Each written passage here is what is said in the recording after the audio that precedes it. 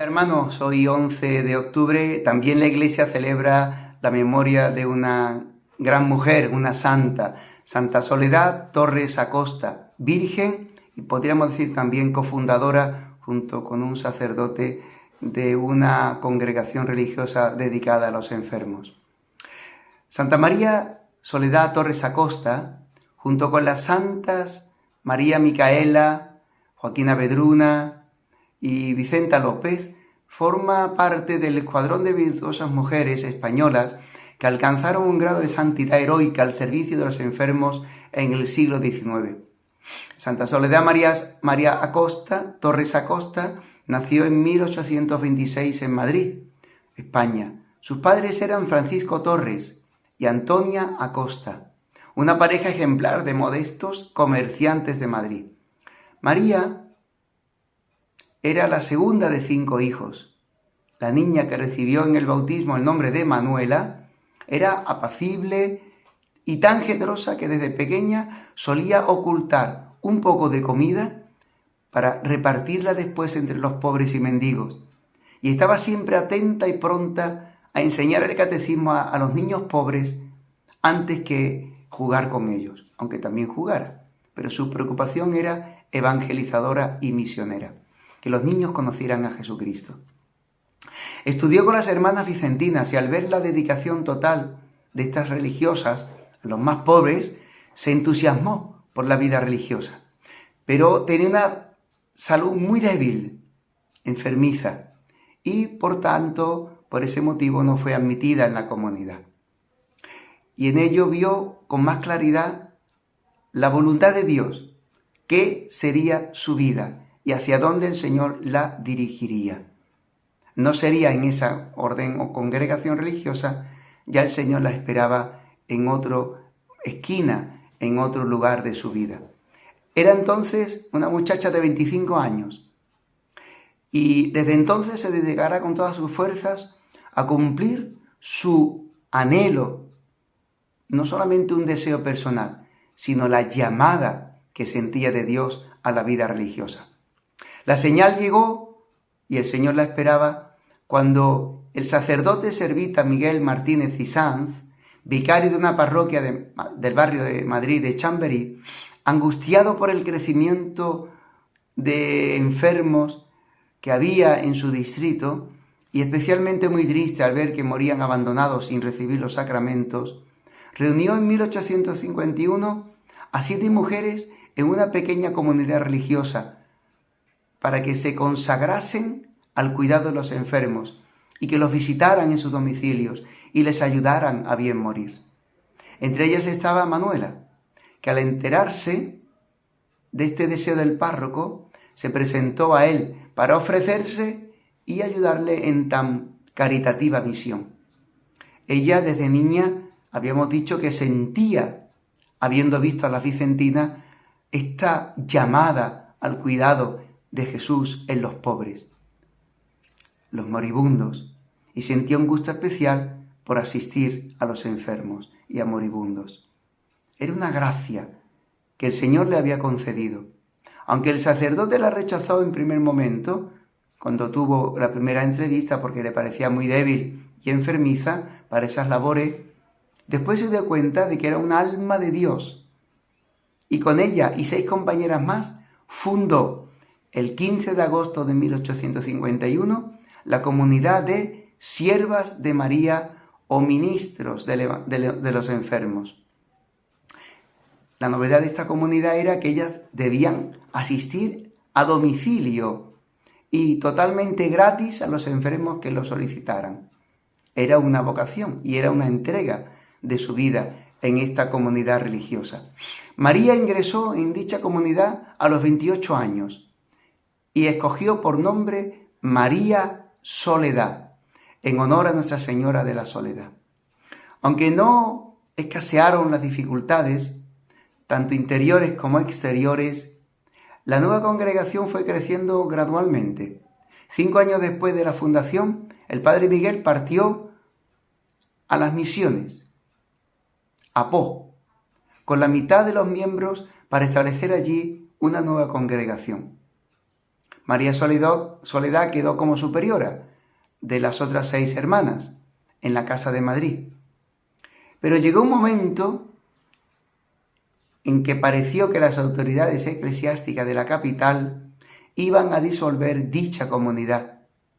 Y entonces el padre Gabino Sánchez, el nuevo director, ayudó a María Soledad a obtener el apoyo de la reina, y así quedó conjurado el peligro. En 1861 empezó a despejarse el horizonte, ya que las siervas de María recibieron entonces la aprobación diocesana y otro agustino, el padre Barra, fue nombrado director. La congregación amplió su campo de actividades con una institución para atender a las jóvenes delincuentes y a las fundaciones, y las fundaciones empezaron a multiplicarse.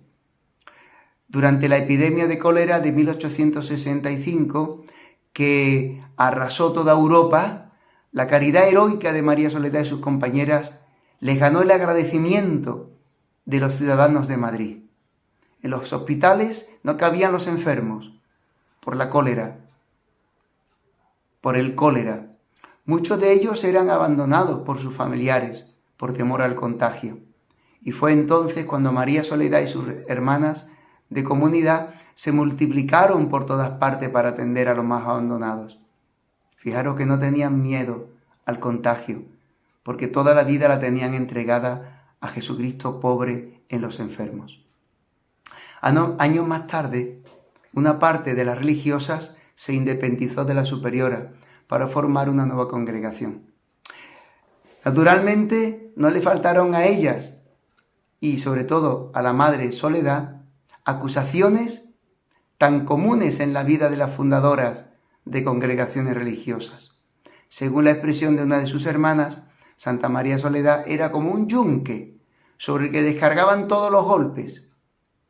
El fundador de la comunidad, habíamos dicho que fue de misionero, y el sucesor creyó y se creyó todos los cuentos y habladurías, como habíamos dicho antes, y destituyó a la hermana, la Madre Soledad, del cargo de superiora.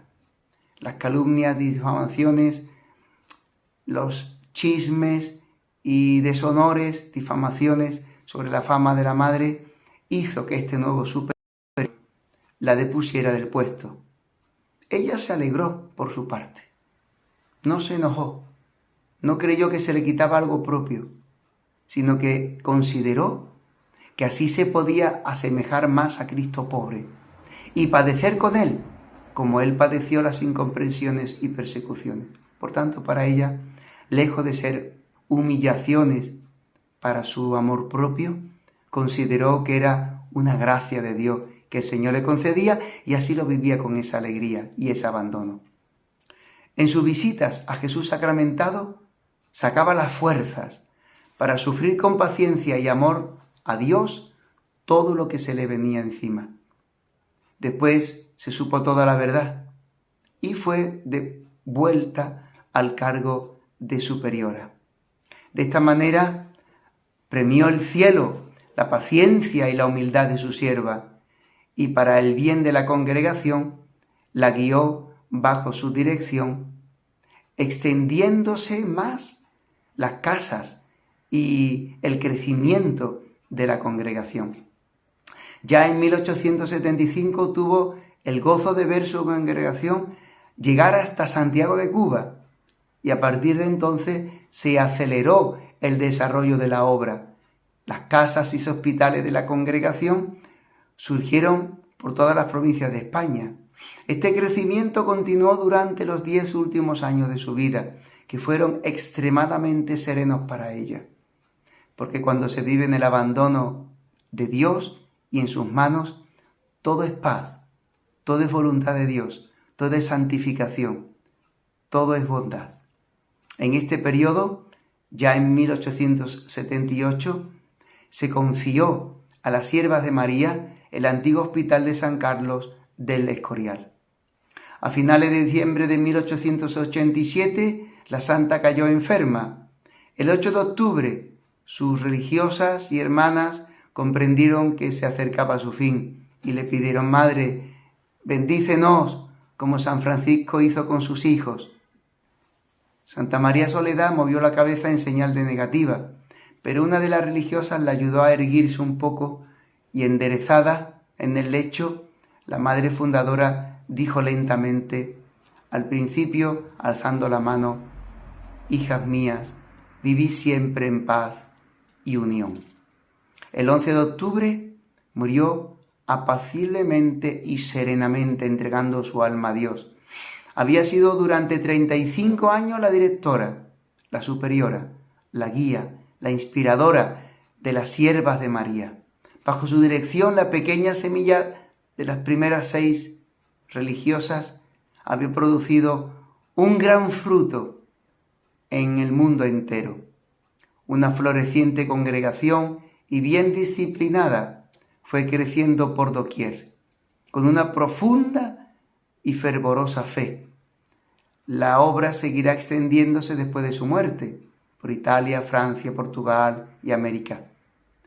A muy pocos es dado comprender la humildad, la caridad, la prudencia, el olvido de sí mismo que exige la fundación de una obra de Dios de tan gran envergadura. Pero la Iglesia, que lo sabe muy bien, reconoció en ella la obra de Dios y así en 1950 fue elevada como beata a los altares y San Pablo VI la canonizó en 1970. Madre Soledad Torres Acosta, ruega por nosotros. ¡Feliz día, hermanos!